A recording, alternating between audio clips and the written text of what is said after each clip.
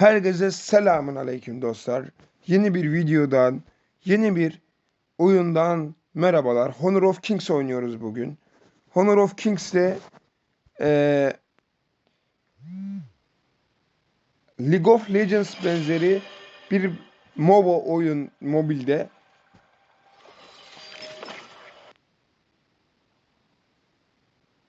İnşallah sesimi kesmemiştir, bilmiyorum. Hani oyunda da dostlar, hani konuşma özelliği açık da bilemiyorum tabii, her şey olabilir. Değilmiş lan, iyi. Açık değilse bana yarar. Hem videomu engellemez hem de içim rahat olur. 35 kere bir şey çekmek zorunda kalmak istemiyorum yani. Tek seferde yapayım, iyi yapayım veya Alessio diye karakterimizi aldık.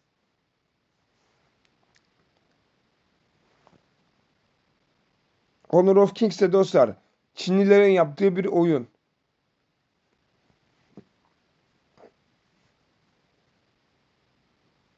Ben arkadaşlar bu oyunu hani sırf Mobile Legends veya League of Legends'ın şey diye, Madri diye oynuyorum. Yoksa hani ne diyeyim size, öyle zevkine girip 10 el atılacak bir oyun değil. Onlar da öyle çok ilerleyince 10 el atılacak bir oyun olmuyor. Çünkü dostlar, her rekabetçi oyunda olduğu gibi berbat insanlarla oynuyorsanız bit, bit, bitiremiyorsunuz. Oyun devam etmiyor. Hani nasıl söylesem, mesela Brawl Stars'ta da aynısı geçerli. Belki MOBA oyun değil ama şu mantıkla bakın. Şimdi oyunun içinde bir sürü karakter var. Üçlü karakter giriyorsunuz dostlar. Ya tamam, giriyorsunuz. Okey, bunda bir sıkıntı yok. Giriliyor. Ama oynanabiliyor mu? Bunu da bir sormak lazım. Oynanılmıyor. Hani niye diye sorarsanız şu yüzden oynanılmıyor. Siz ne kadar iyi oynarsanız oynayın, yanınızdaki insanlar çuval gibi, kum boş bir kum çuvalı gibi iş yaptığı için karşınızdakilere hep yeniliyorsunuz.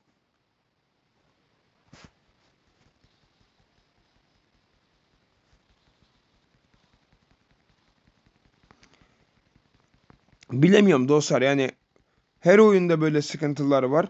Bu oyunda da vardır zaten. Yok diyen de yani, anasını satayım, rekabetçi oyunda yok diyen zaten yaşamam. Bilmiyordur yani.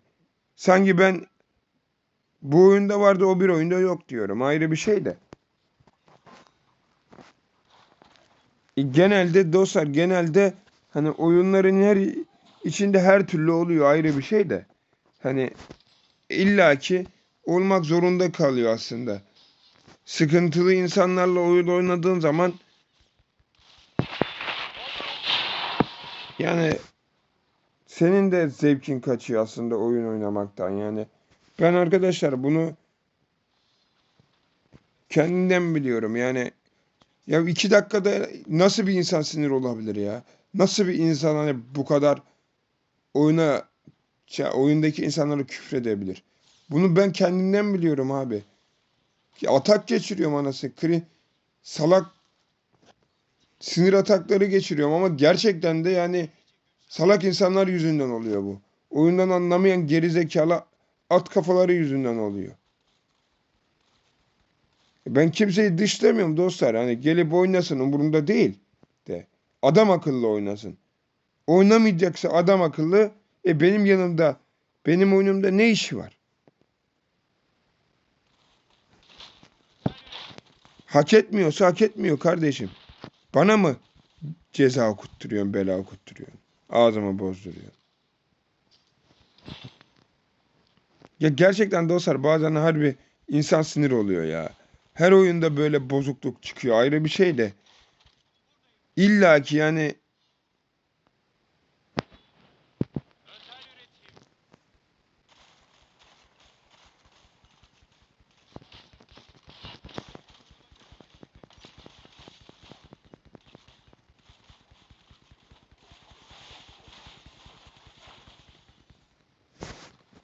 Her oyunda böyle bozukluk çıkıyor. Sanki bu oyun çok mu normal olacak arkadaşlar?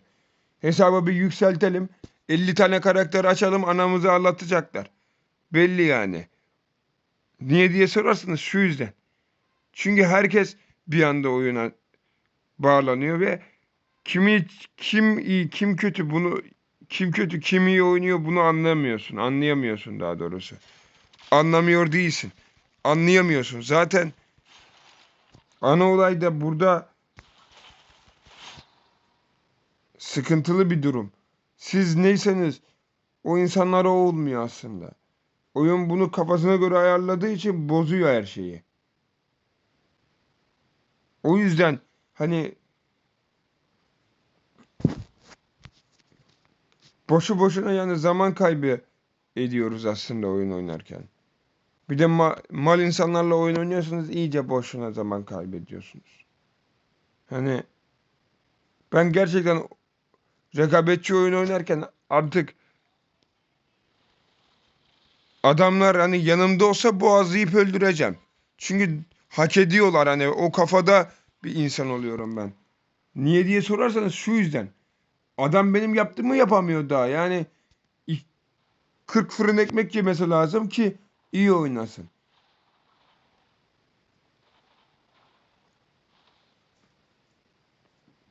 Hani iki el oyun oynayacağız anasını satayım. Hani içi şey yapamıyoruz yani. Adam akıllı oyun oynayamıyoruz. Allah'a emanet. Niye? Yok. Beceriksiz insanlar var. Lan böyle, bu nedir lan? Her oyunda da yani gelmesin amına. Beceriksiz oyuncu gelmesin her oyunda da. Niye geliyor dayı? Ben çok mu hak ediyorum onu? Yani o salağın adamını ben çok mu hak ediyorum? Gelmesin de ben de ona da küfür de etmeyeyim de yani. Küfür de yemesin de. Bana ne yani? Ben milletin aptallarıyla oyun oynamak zorunda mıyım? Adam oyundan bir bok anlamıyor. Eğim tutmayı bilmiyor. Silahın ne demek olduğunu bilmiyor. İlk çağ adamı. Gelip oyun oynuyor. Niye ilk çağ adamı dediğimi de çok iyi anlarsınız. Ayrı bir şey de. Bazı oyunlarda o ilk çağ adamlığını çok yapıyorlar. Ya tamam kardeşim, oynamayı bilmiyor olabilirsin. Ama git video izle. Öğren anasını satayım. Ya da ne bileyim.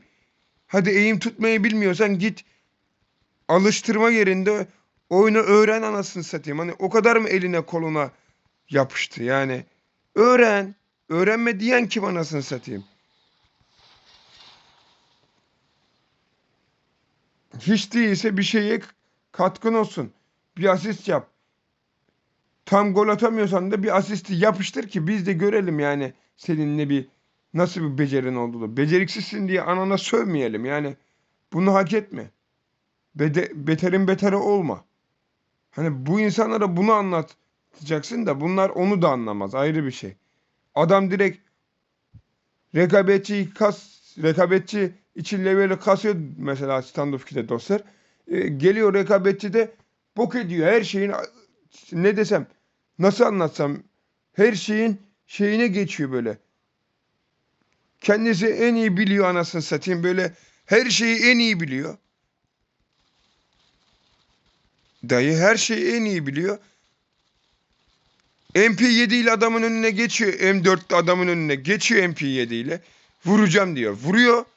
Öldüremiyor da. Vuracağım demesini de geçtim. Öldüreceğim diyor. Öldüremiyor da. Lan elindeki silah ne senin? Be geri zekalı. AK'ye kafa tutacaksın o silahla. Tabancadan bozma bir silahla oyun oynuyorsun sen. Haberin yok.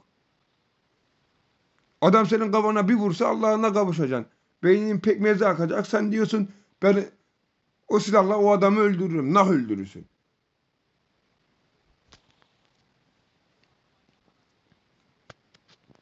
Nereye öldürüyor? Ya salak insanlarla çok oynuyoruz dostlar. Ben alıştım artık hani hem adamlara küfretmeye alıştım hem de aşağılamaya alıştım. Çünkü artık hani oyunun da bir basitliği var. Şey oluyor böyle aşırı saçma durumlarda karşılaşıyoruz insan oyuncu olmayan oyuncularla. Adamları sanki anası satayım oyun öyle bir bot gibi salıyor ki oyun içine böyle gerçekten hani sorgulamak zorunda kalıyorsun. Bunlar bot mu, oyuncu mu? Bot mu, oyuncu mu? Arada kalıyorsun. Bot desen olmuyor, oyuncu desen olmuyor. Dönüyor dolaşıyor, sana giriyor her şey.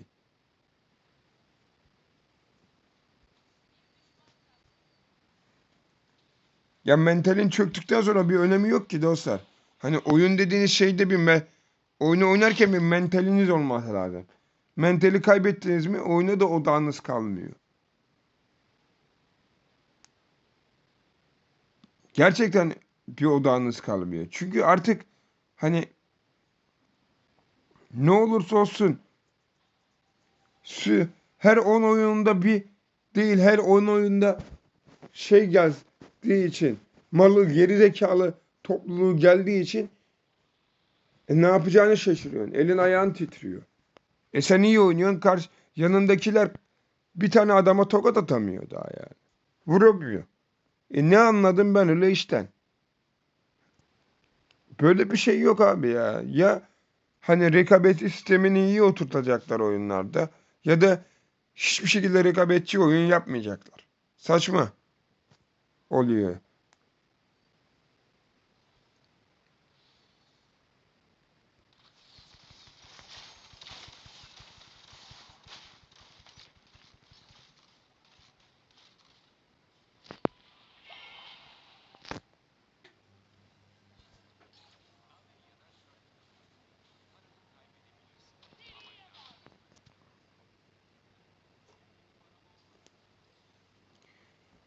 Yani arkadaşlar oyunun içinde bile şerefsizlik dönüyor ayrı bir şey. Hani siz ne kadar iyi olursanız olun yanınıza hep kötü adam getirip koyuyorlar. Ya dayı mesela dostlar bir yerde de şu var. Hani ben mesela rekabetçi rankım silver anasını satayım karşıma platin adam çıkartıyor. Champion adam çıkartıyor. Anasını satayım. O adamlara gücüm yetse zaten ben kendi becerimdeki adamları 35 kere öldürmüştüm bu zamana kadar. Yani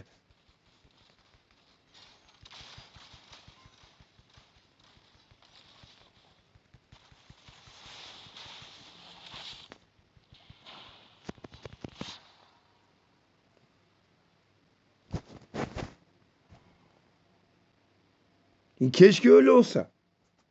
Yani dediğim gibi keşke öyle olsa ama olmuyor dostlar ya. Her zaman da öyle şansa bala iyi oyuncu denk gelmez. Ayda yılda bir. O da aylık oynuyorsa. Hani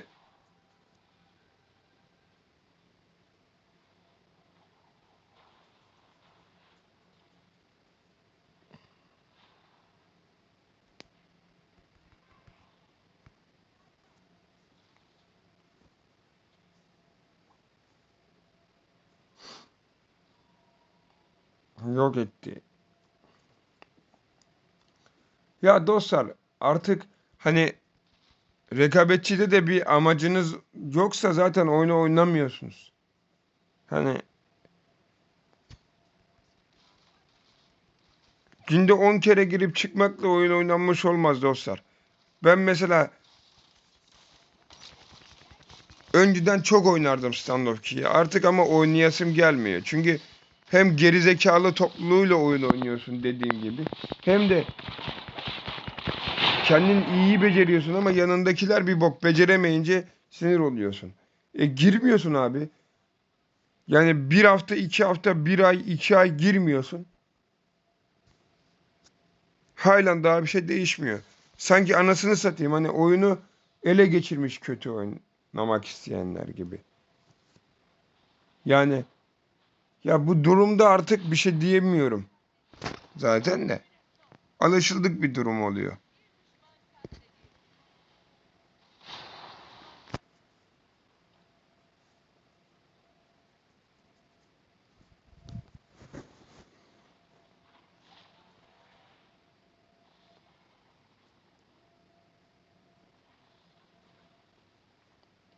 Neyse dostlar Honor of Kings'e dönmek gerekirse güzel oyun. Karakteristik karakter dizaynı güzel. Hani Yani böyle çöp görünen bir oyun değil. Harbi de bakınca hani güzel bir oyun olduğunu anlıyorsun. Bazı oyunlar var hiç güzel olduğunu bile anlamıyorsun anasını satayım. Hani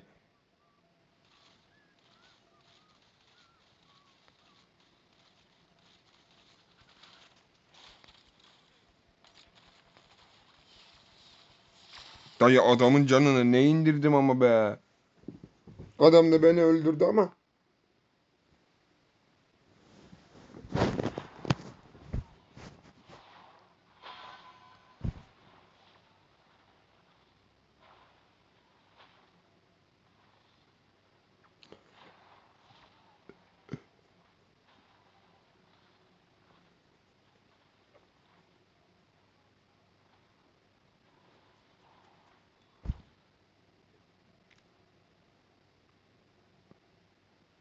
Şu ana kadar ne kule yık... Aa, burayı yıkıyoruz mesela şu anda da. Oğlum kimse adam akıllı oraya vuramayacak ki. Minion veya mancınık adam akıllı olmadıktan sonra ne yaparsan yap bir işe yaramaz ki.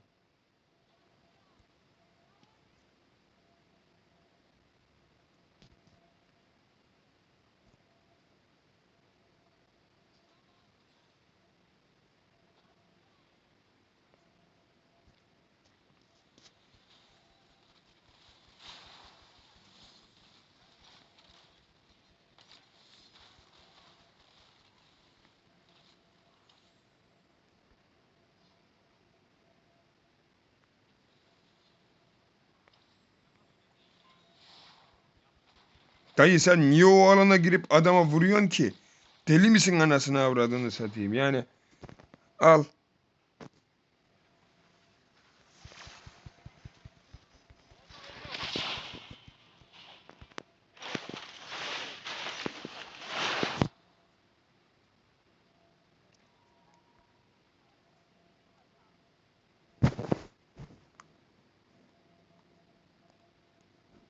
4 kilo almışım dayı ya.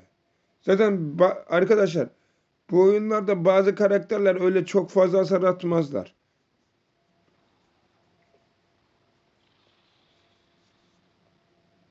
Yani beklemeyin fazla hasar atar diye.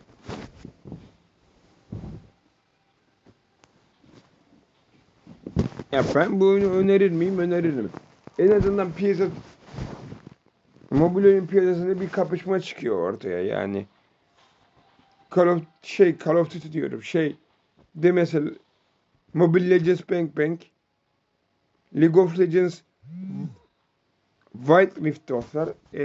Bir de üstüne Honor of Kings var. Bunlar arasında kapışıyorlar yani aslında. Bir nevi piyasada iyi bir iş dönüyor. Şimdi Pokemon Unite diye bir oyun var diyeceksiniz. O oyun bence tamamıyla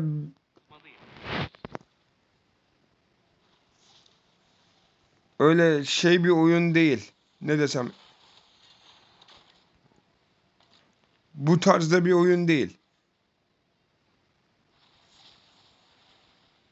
Oranın kale yıkması, potaya top sokmak. Öyle söyleyeyim.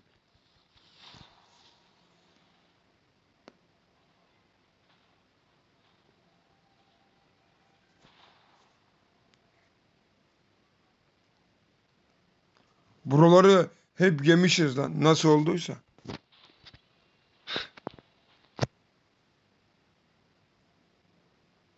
Hadi dayı be. Yarım yıl sürdü lan. Yarım yıl sürdü. Harbi yarım yıl sürdü. Ne yapıyorsunuz lan bu kadar uzun? Şeye mi girdiniz oğlum? Ba bahise mi girdiniz? Battınız mı oğlum? 300 yıl sürüyor lan. Oyunu bitirmemiz.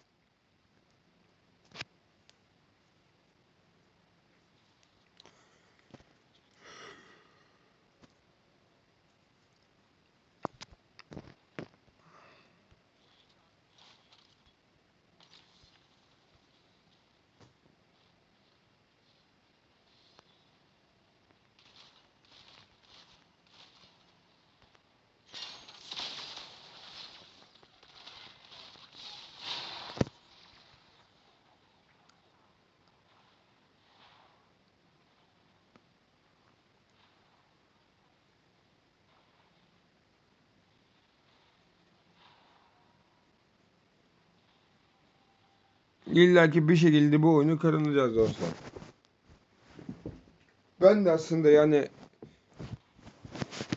hedefim başka bir oyunu çekmekti arkadaşlar normalde. Şey çekecektim. Granny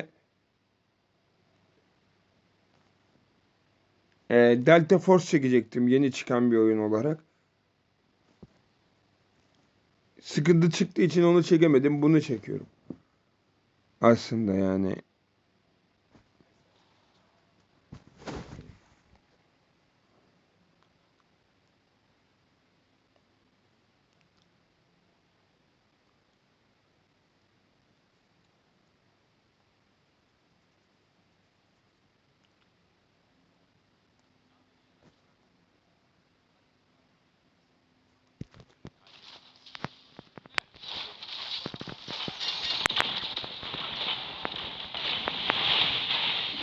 Oğlum bu nasıl bir karakter lan? Vallahi ben benim karakterin nasıl bir karakter olduğunu bile anlamadım yani.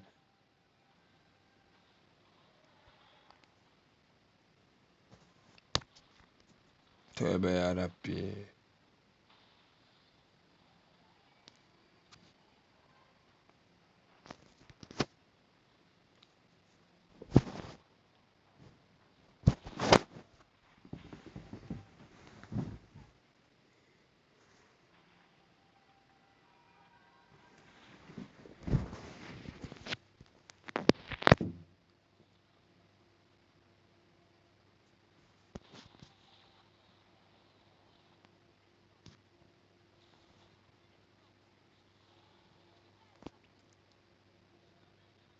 Oha.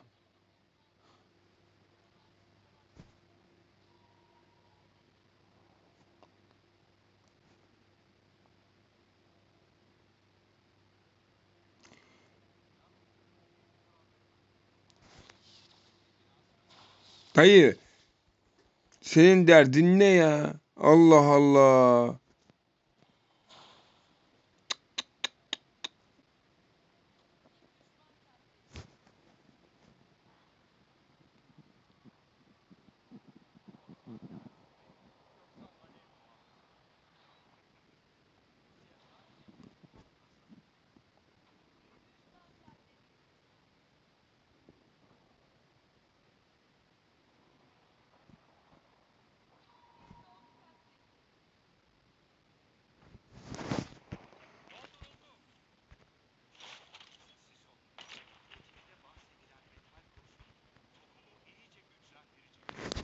Neyse dostlar, bu videolukta bu kadar.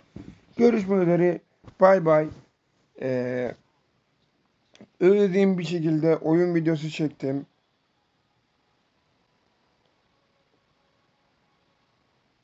Yani izlediğiniz için teşekkürler. Yorumları yazmayı, paylaşmayı, yorum atmayı, ee, desteklemeyi unutmayın. Bu kadardı.